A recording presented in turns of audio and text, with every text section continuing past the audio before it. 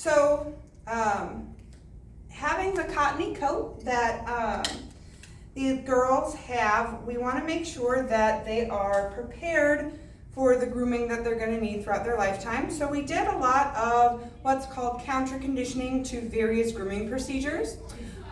So basically all that means is that we paired grooming with food, and we did that over the course of the 4 weeks that they were in school with us.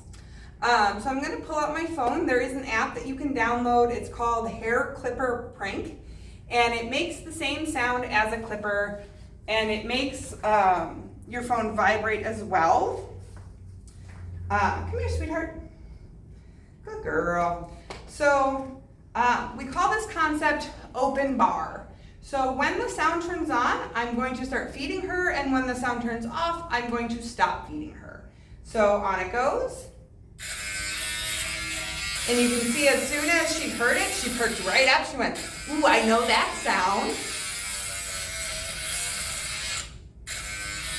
And then we also worked on moving this around and moving it towards them. And she said, ooh, that's a little scary. And that's okay. It's okay to be a little nervous, but that's why we wanted to work through it.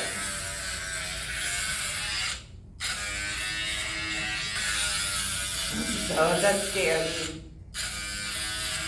And then it's also important to then stop, and then you stop feeding.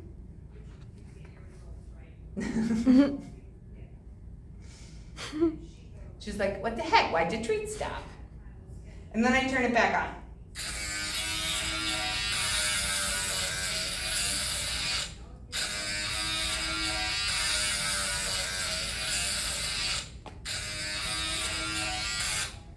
The other way, or the other thing that we paired with food for grooming, oh, hang on, we got an itch, was touching. So first you always want to start with benign touches, so just things like touching her on the shoulder, and then I always start shoulder and travel down.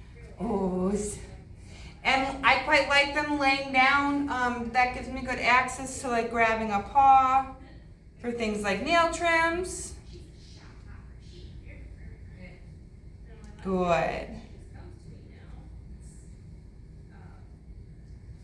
Good, and that was my last cookie, and we'll be done.